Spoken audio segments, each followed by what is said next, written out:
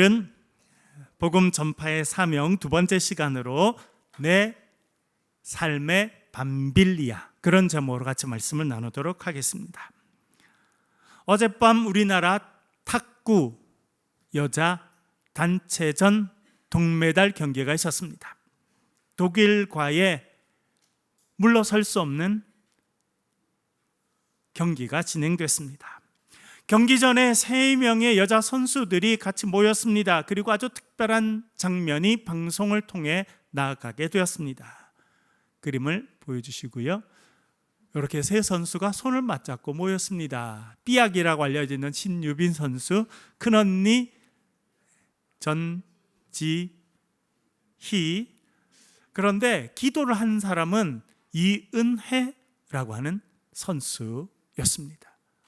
손을 붙잡고 간절히 한동안 기도하는 장면이 전 세계 그리고 우리나라에 방영되었습니다. 그림 내려주시고요. 조금 후에 이제 경기가 있게 되잖아요. 그래서 여러분 보신 분들 보셨겠습니다만 2대0으로 앞서가다가 갑자기 2대2가 됐어요. 그래서 패배할 위기에 처했는데 3대2로 극적으로 승리하게 됩니다. 그래서 복식 경기 첫 번째 중요한 경기를 이기게 되고요. 그 다음에 단식 경기가 진행되는데 첫 번째 나간 사람이 이은혜라고 하는 선수였습니다. 상대는 18살의 독일의 이제 최고 에이스와 붙게 됐는데 아네트 카우프만이라고 하는 시내의 이제 떠오르는 스타와 경기를 하게 됐습니다. 접전이 벌어졌지만 3대0으로 극적인 승리를 하게 됩니다. 그리고 이런 장면이 이제 포착되었습니다. 다시 한번 그림 보여주시고요. 경기가 끝마치고 이은혜 선수는 그 자리 바로 무릎 꿇고 앉아서 기도합니다. 라켓을 잡은 손을 모으고 감사하며 간절히 기도하는 장면이 포착되었습니다. 내려주시고요. 그리고 동메달이 확정된 이후에 3명의 선수들이 이제 마이크가 쫙 돼 있는 기자들 앞에 모였습니다. 기자가 이야기합니다. 동메달 따게 된 소감을 한마디씩 해주십시오. 신유빈 선수, 전지희 선수가 먼저 한마디, 신유빈 선수가 한마디, 그리고 마지막으로 이은혜 선수가 이렇게 말합니다. 이렇게 행복한 날을 주시는 하나님 아버지께 감사합니다. 이은혜 선수는 중국에서 귀화한 선수입니다. 중국 허베이성 출신이고 내몽골의 탁구 유년 선수로 활동하고 있었습니다. 그랬던 그가 88년 서울올림픽 복식, 여자 복식 금메달리스트인 양영자 감독을 만나게 됩니다. 그 당시 양영자 감독은 성경 번역을 하는 선교사와 결혼해서 중국과 몽골 지역을 다니면서 선교 활동을 하던 중이었습니다. 그러면서 이 이은혜라고 하는 16살짜리를 만나게 됩니다. 그리고 그를 한국으로 데리고 옵니다. 인터뷰에서 양영자 감독은 이렇게 말했습니다. 이은혜가 특별히 탁구 재능이 뛰어나서 한국에 데려오게 된 것은 아닙니다. 당시 중국은 산하 제한으로 1명만 낳을 수 있을 때였는데 은혜의 집에는 딸만 3이었습니다. 여러모로 사정이 좋지 않았던 걸로 기억합니다. 은혜 아버지가 한국으로 데려가 달라고 부탁했습니다. 워낙 탁구를 좋아하기도 해서 한국으로 데려오게 되었습니다. 그렇게 한국으로 왔습니다. 그러나 한국에 적응하는 것은 쉬운 일이 아니었습니다. 한국말 한마디 몰랐습니다. 그리고 문화도 달랐습니다. 부모님과 떨어져서 16살짜리 한국에 적응하는 것은 쉽지 않았습니다. 우리가 생각하는 것처럼 귀화 선수라고 모진 차별도 경험하였습니다. 그럴 때 그가 붙잡을 수 있는 것은 주님밖에 없었습니다. 간절히 주님 앞에 기도하고 하루 종일 탁구 공을 넘기는 훈련에 매진하였습니다. 마침내 극적으로 국가대표에 선발되었습니다. 드디어 파리올림픽 동메달 결정전 출정합니다. 그리고 금메달보다도 더 귀한 동메달을 따게 되었습니다. 여러분 인터뷰하는 거 보셨죠?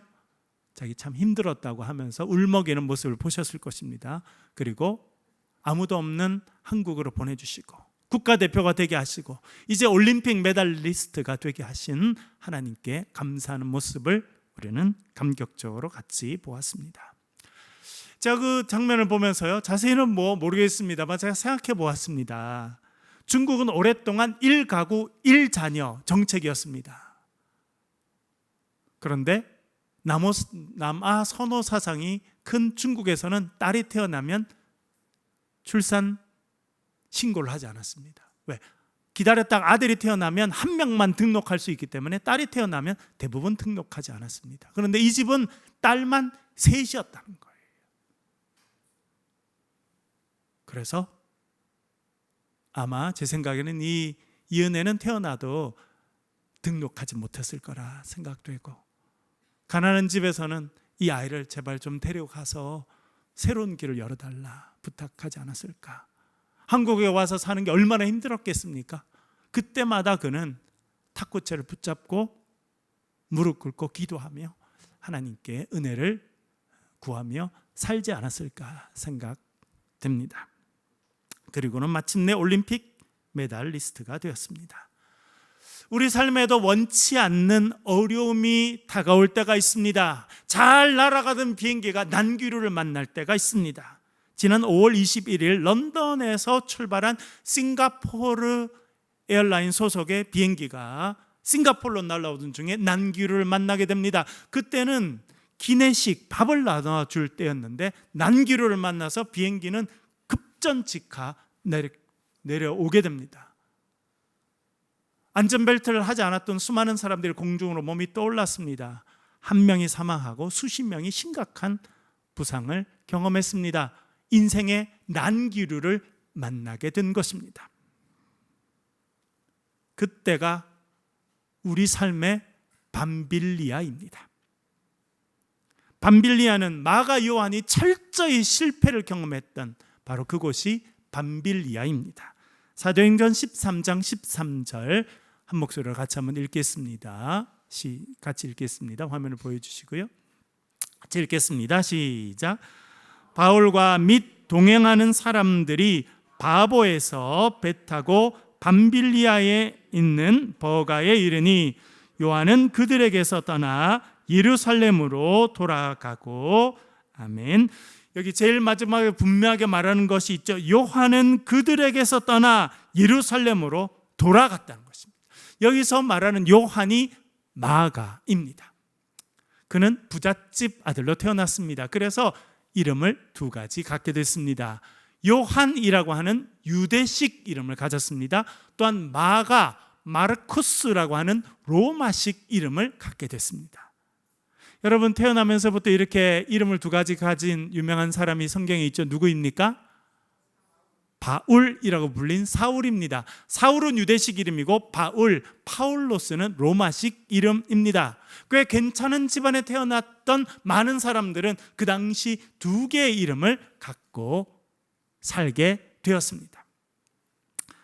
이 마가의 어머니는 마리아였습니다. 마리아는 지중해에 있는 큰 섬인 지금은 키프로스라고 부르는 구브로 섬 출신이었습니다. 아마 그녀의 집안은 상당히 경제적으로 부유하고 넉넉한 집이었다고 생각이 됩니다. 유대인으로서 키프로에서 살면서 자수성가한 그런 집이었다고 생각이 됩니다. 이 마리아에게는 남동생이 있었는데 그 남동생이 바나바였습니다. 사울과 함께 처음으로 선교사로 파송된 사람이었습니다. 이 바나바에 대해서 성경이 이렇게 말합니다. 사도행전 4장 36절 37절 같이 읽겠습니다. 시작. 구브로에서 난 레위족 사람이 있으니 이름은 요셉이라 사도들이 일컬어 바나바라 번역하면 위로의 아들이라 하니 그가 밭이 있음에 팔아 그 값을 가지고 사도들의 발 앞에 두니라. 아멘. 바나바는 원래 이름이 아니라 뭐였다는 걸 알게 됩니까? 별명이에요. 여러분 별명이 뭡니까?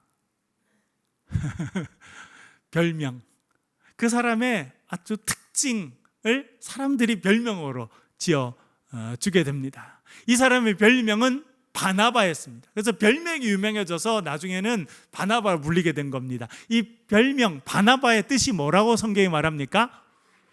위로의 아들이라는. 그러니까 뭘 잘했다는 겁니까? 이 사람이 위로하고 지냈다는 겁니다. 그는 경제적으로 여유 있는 집안에서 성장했습니다. 그리고 마음도 넉넉했어요. 믿음의 사람이었습니다. 그래서 자기 있는 것을 나눠서 사람들을 위로해주고 격려해주고 도와주고. 그 당시 얼마나 가난한 때였습니까? 대부분의 사람들은 하루에 두 끼도 먹기 힘든 그때에 그는 많은 사람들에게 자기의 손을 펴서 도와주고 위로해주는 그런 사람이었습니다. 그래서 사람들이 별명을 붙여주기에 그는 위로의 아들이다, 그렇게 이야기한 것입니다. 원래 그의 이름은 요셉이었고 구브로 키프로스 섬 출신이었다고 말해줍니다. 그리고 그가 레위 족속이었다, 특별한 레위 족속의 후손이었다는 것을 알려주고 있습니다. 그리고 37절에 보면 그에게 밭이 있었어요. 아마 그는 부모님으로부터 많은 유산을 받았던 것 같고 예루살렘 그리고 그 주변에 아마 많은 땅을 갖고 있었다고 생각됩니다. 그래서 그 중에 자기 소유의 땅을 팔아서 사도들에게 다 내놓게 됩니다. 그것으로 많은 사람들을 구제하였습니다. 이런 바나바에게 누나가 한 명 있었는데 그 누나가 마리아였습니다. 마리아는 예루살렘에 상당히 큰 집을 갖고 있었다고 생각됩니다. 그래서 그 집의 2층 다락방이 저 유명한 마가의 다락방이다, 학자들은 그렇게 생각합니다.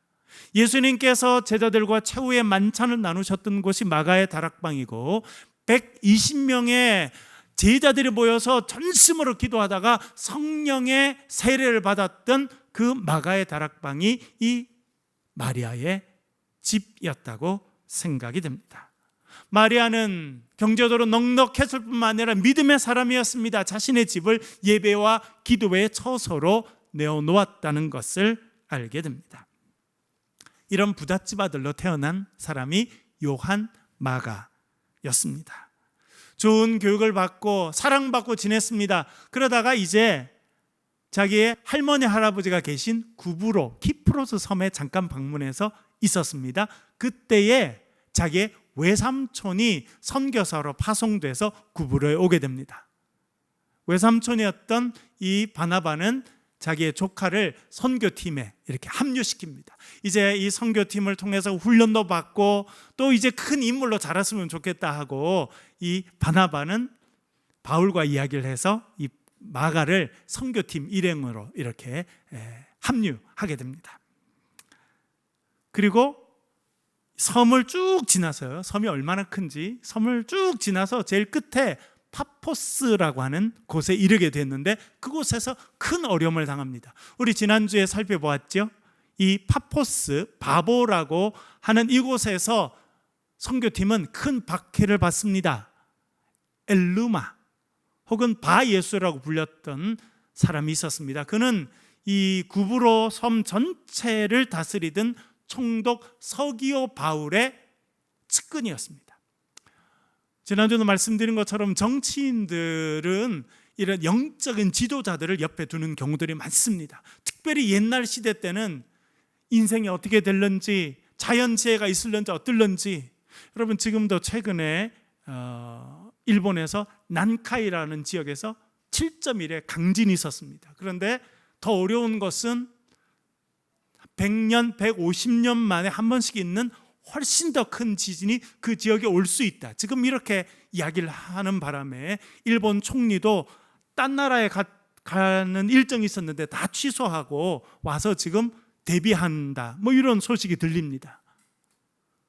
그러니까 이런 정치 지도자들은 늘 옆에 영적인 사람을 둬서 자기에게 조언도 해주고 어떤 자기가 알지 못하는 걸 이야기해 주는 사람 옆에 두는데 그 사람이 엘루마였습니다. 그런데 이 엘루마가 바울과 바나바와 선교팀에 오니까 얼마나 박해를 했는지, 자기의 위치가 빼앗길까 봐 특별히 총독이 바울이 전한 복음을 듣고 관심을 보이니까 그 선교팀을 엄청나게 박해했다라고 하는 것을 우리가 지난 시간에 배웠습니다. 그렇게 선교팀은 원하지 않는 어려움과 박해를 크게 경험합니다. 그리고 이제 구브로 섬을 떠나서 파포스라는 항구에서 떠나서 먼 백길을 거쳐서 밤빌리아에 도착하게 됩니다. 이 파포스라고 하는 곳에서 밤빌리아까지는 약 200km 정도 됩니다. 지금 따지면 우리 제주도에서 여수까지 이르는 정도의 백길을 지나가야 하는 먼 길이었습니다. 구브로에서 고생을 하고 몸도 마음도 힘든데 먼 바닷길을 여행해서 이제 밤빌리아의 항구 도시 아탈리아에 도착했는데 그곳은 아주 습한 지역이었습니다. 최근에 제가 아프리카 에티오피아에 있는 병원의 그 부원장님, 제가 지난번에 가서 만났던 분이랑 이렇게 통화했는데 그 아프리카잖아요. 요즘에 밤에 전기 난로를 켜고 잔답니다. 우기 비가 많이 와가지고 너무 추워가지고. 그래서 우리는 뭐 전기 난로가 아니라 이불 다 걷어차고 자야 된다. 그랬더니 그분이 그래서 요즘에 대구를 데프리카라고 부른다면서요. 그 아프리카 사람들도 와서 적응 못하는 게 대구라는 거예요. 너무 더워가지고. 더운 것뿐만 아니라 더 힘든 건 습한 거거든요, 사실은. 근데 이 밤빌리아의 그 해안가는 아주 습도가 높은 그런 곳이었습니다. 그래서 딱 도착했는데 또한 그곳에는 풍토병이 있었습니다. 말라리아 종류의 풍토병이 있었다고 생각됩니다. 그래서 풍토병에 걸린 사람이 누구냐면 바울입니다. 물론 성경에는 나오지 않는데 램지라고 하는 고고학자가 그 지역을 아주 오래 다니면서 연구를 해서 책을 몇 권을 내게 되는데 그 사람의 연구에 의하면 이 밤빌리아 남쪽의 해안에는 아주 습하고 풍토병이 있었다는 것입니다. 그래서 사도 바울이 그 풍토병에 걸리게 됩니다. 그래서 조금 더 내륙 지방에 있는 버가라는 마을로 옮기게 되는데 거기서 본격적으로 이 병이 시작됐습니다. 그래서 사도 바울이 쓰러지고 고열을 경험하고 먹지 못하고 아주 탈수 정세를 보내면서 힘든 모습을 보이게 됩니다. 그래서 이 선교팀은 어떻게 하느냐? 그 당시는 뭐 특별한 약도 없었습니다. 유일한 치료약은 고산지대, 아주 선선하고 건조한 고산지대로 올라가서 휴식을 취하는 것밖에 방법이 없었습니다. 그래서 이 선교팀은 급하게 더 내륙 지방인 안디옥으로 들어가기로 합니다. 여기서 말하는 안디옥은 비시디아 안디옥입니다. 거기는 고도가 1100m 정도 되는 아주 높고 건조한 지역입니다. 그래서 거기로 빨리 가서 바울을 치료하자, 그렇게 결정하게 되는데 그 길이 또 산길로 200km를 걸어가야 됩니다. 그러니까 지금도 힘들었는데 이 병든 바울을 데리고 또 200km의 산길을 올라가서 그 1100m나 되는 그 안디옥까지 올라가야 되는 거예요. 그걸 결정합니다. 그러자 이 부잣집 아들이었던 요한은 어떻게 했다고 말합니까? 그 버가에서, 밤빌리아 버가에서 무단 이탈해서 집으로 돌아왔다. 밤빌리아는 마가가 돌아선 곳을 말하는 곳입니다. 그가 두려움에 휩싸였던 곳입니다. 열심히 했지만 이제는 여기까지다. 이제는 포기하고 낙심하고 절망하고 돌아선 곳이 밤빌리아라고 하는 곳입니다. 그런데 생각해보면 우리 모두에게 밤빌리아가 있습니다. 더 이상 못하겠다. 이제 내가 이만하면 됐다. 낙심하고 절망하고 실패를 경험한 곳이 밤빌리아라고 하는 곳입니다. 성경의 위대한 사람들에게도 인생의 밤빌리아가 있었습니다. 엘리야, 위대한 선지자였습니다. 갈멜산 꼭대기, 여러분 지금도 갈멜산에 가면 이 엘리야 동상이 있거든요. 근데 엘리야가 칼을 딱 들고 있는데 칼이 휘어 있어요. 칼이 길게 쭉 안 뻗어 있고 휘어 있는 칼을 들고 있으면 왜 그러냐 했더니 아세라와 바울 선지자 850명의 목을 내리쳤더니 칼이 휘었다는 거예요. 그래서 동상에 칼을 들고 있는데 칼이 휘어 있어. 그 정도 엄청난 전쟁에 승리했습니다. 그러나 지쳤어요. 여러분 사역자들도 지치거든요. 그도 영적인 전쟁에서 혼신의 힘을 다하고 너무너무 지쳤습니다. 그런데 악녀였던 이세벨이 엘리야를 죽이겠다고 그렇게 위협합니다. 그는 살아남기 위해서 광야로 도망쳤습니다. 하루 종일 달려서 광야로 도망쳤습니다. 시원한 로뎀 나무 밑에 앉았는데 너무 탈진하고 지쳤어요. 그래서 그가 하나님께 기도합니다. 주님, 충분합니다. 저 충분히 열심히 했지요. 저의 목숨을 가져가 주십시오. 그 로뎀 나무, 광야의 로뎀 나무가 이 엘리야에게는 밤빌리아였던 것입니다. 최선을 다했지만 너무 지쳐서 이제 더 이상 할 수 없다라고 우리가 느낀 그곳 밤빌리아였던 것입니다. 여러분, 또한 다윗은 사울을 피해서 도망갑니다. 저도 이스라엘을 가봤는데, 몇 번 가봤는데 조그만 나라거든요. 그리고 이 해변가도 있지만 벌써 내륙으로 들어오면 온도가 엄청나게 올라가고 나무가 없습니다. 그냥 다 광야에, 사막이, 이 바위들만 있는 사막. 그런데 숨어 살다가 더 이상 숨을 곳이 없자 그는 다시 적국인 블레셋으로 숨어 들어갑니다. 자기가 죽였던 골리앗이 살았던 블레셋. 숨어 쓰려고 했는데 금방 발견됩니다. 그래서 군인들에게 발견돼서 군인들이 그를 끌고 블레셋 왕인 아기스 앞으로 데려갑니다. 아기스 앞에 가면 그의 목이 당장 날아갈 것입니다. 그래서 성경 보니까 그가 어떻게 했다고 말합니까? 미친 척합니다. 머리를 풀어헤치고 옷을 찢고 침을 질질 흘리고 돌멩이 하나를 주워가지고 알 수 없는 이상한 글자를 쓰고 미친 척하는 거예요. 뭐 하려고요? 살아남으려고.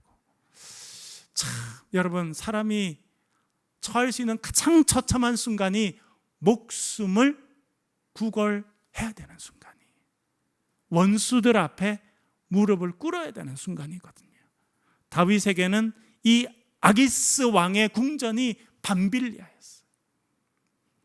우리도 살아남기 위해서, 저는 저희 아버지랑 그렇게 친하지 못했습니다. 많은 경상도 남자들이 그랬죠. 아버지랑 많이 대화한 적도 없고, 제가 서울에서 또 나중에 유학 가서 집에 전화해도 우리 아버지랑은 별로 할 이야기가 없었어요. 그런데 제가 아버지가 돼 보니까 우리 아버지 참 힘들었겠다. 아들인 제가 알지 못하는 그 수많은 시간 동안 원치 않아도 무릎도 꿇고, 원치 않아도 잘못했다고 말하고, 원치 않아도 자존심을 내려놓는 시간이 우리 아버지한테도 참 많았겠구나. 제가 그런 생각을 하게 됩니다. 우리의 삶에 그런 밤빌리아가 찾아오는 것입니다. 베드로는 어떻습니까? 예수님의 수제자였습니다. 모든 사람이 예수님 버린다 하더라도 저는 예수님 안 버립니다. 저는 예수님 부인 안 합니다 라고 말했습니다. 그런데 예수님께서 붙잡혀서 대제사장에게 끌려갑니다. 그는 대제사장 집의 뜰에 사람들 사이에 몰래 숨어 앉아 있었습니다. 그런데 대제사장 집에서 일하는 어린 여종이 와서 말합니다. 당신 저 예수와 같은 편이죠? 아유, 아니라고, 무슨 소리냐고 그렇게 큰 소리 쳤는데 요사람 말합니다. 봐라, 당신 갈릴리 사투리스구만. 결정적인 증거를 갖다 대자 그는 어떻게 했다고 말합니까? 저주하며 부인했다. 그것이 이 베드로에게는 밤빌리아입니다. 우리도요, 원치 않지만 사랑하는 사람을 모른 척해야 될 때가 있습니다. 우리가 원치 않지만 우리가 믿었던 사람이 우리를 배신하는 순간이 우리의 삶에 찾아오는 것입니다. 그것이 우리의 삶의 밤빌리아였습니다. 마가는 그 밤빌리아에서 이탈해서 집으로 돌아옵니다. 그걸로 끝난 것이 아니라 바나바와 바울 사이의 다툼의 큰 원인이 됩니다. 사도행전 15장 37절부터 39절 전반절까지 같이 한번 읽어보겠습니다. 읽겠습니다. 시작. 바나바는 마가라 하는 요한도 데리고 가고자 하나 바울은 밤빌리아에서 자기들을 떠나 함께 일하러 가지 아니한 자를 데리고 가는 것이 옳지 않다 하여 서로 심히 다투어 피차 갈라서니. 아멘. 좀 어렵죠. 누구 때문에 싸웠다는 거예요? 이 마가 때문에. 바나바는 자기 조카입니다. 그래서 우리 조카 한 번 더 기회 주자 그렇게 하는데 젊을 때 바울은요 빈틈이 없어요. 그렇게 우리를 버리고 우리가 힘들고 내가 병 걸렸을 때 우리를 버리고 간 그런 사람 못 데리고 간다. 그래서 그 초대교회의 가장 중요한 두 사람이 심하게 다투고 갈라서게 되는 그 원인이 마가가 되었습니다. 여러분 잘 많이 경험하시잖아요. 한 공동체 한 사람이 병들면 옆에 사람이 다 힘든 거예요. 온 집안 사람들이 다 건강해도 한 사람이 병들고 마음이 힘들고 또 그 역할을 잘해주지 못하면 얼마나 마음이 힘들게 됩니까? 마가가 그런 역할이었어요. 그런데 하나님께서 마가에게 은혜를 베풀어 주십니다. 다시 집으로 돌아오는 마가는 그곳에서 베드로를 만나게 되고 이제 마음을 바꿔서 베드로를 통해서 말씀의 훈련을 받습니다. 그래서 베드로의 제자로 베드로가 가는 곳마다 따라다닙니다. 우리 역사에 보면 베드로는 어디서 순교하게 됩니까? 로마에서 거꾸로 십자가에 매달려서 순교하게 됩니다. 그 장면까지 이 마가가 지켰던 것 같습니다. 그리고 마가는 자기의 영적인 스승이고 영적인 아버지인 베드로가 그렇게 죽는 모습을 보고 그는 완전히 마음을 바꿔서 베드로가 자기에게 들려줬던 예수님에 대한 모든 이야기들을 서술하기 시작합니다. 그래서 쓴 책이 마가복음입니다. 한때는 많은 사람들의 근심거리가 되고 분쟁의 원인이 되었지만 그는 하나님의 사람으로 쓰임받게 됩니다. 그래서 나중에 바울은 디모데에게 이렇게 말합니다. 디모데후서 4장 11절 같이 한번 읽어보겠습니다. 시작. 내가 올 때에 마가를 데리고 오라. 그가 나의 일에 유익하니라. 아멘. 바울이 젊었을 때는 이 마가 때문에 바나바랑 싸웠잖아요. 그러나 마가가 바뀌게 되고 신실한 하나님의 사람이 되니까 뭐라 말합니까? 이제 마가를 데리고 오너라. 저가 나에게 유익하다. 뭐냐면 나에게 꼭 필요한 사람이다. 그렇게 마가가 바뀌게 되었습니다. 여러분, 저와 여러분의 삶에도 반빌리아가 있습니다. 실패한 순간이 있습니다. 낙심한 순간이 있습니다. 배신당한 순간이 있습니다. 우리가 우리 자신에게 낙심한 그런 순간이 있습니다. 그러나 하나님께서 마가를 바꿔서 하나님의 위대한 일꾼으로 써주신 것처럼 저와 여러분 우리 교회를 그렇게 사용해 주실 줄로 믿습니다. 이렇게 쓰임받는 저와 여러분 되시길 주의 이름으로 간절히 축원합니다.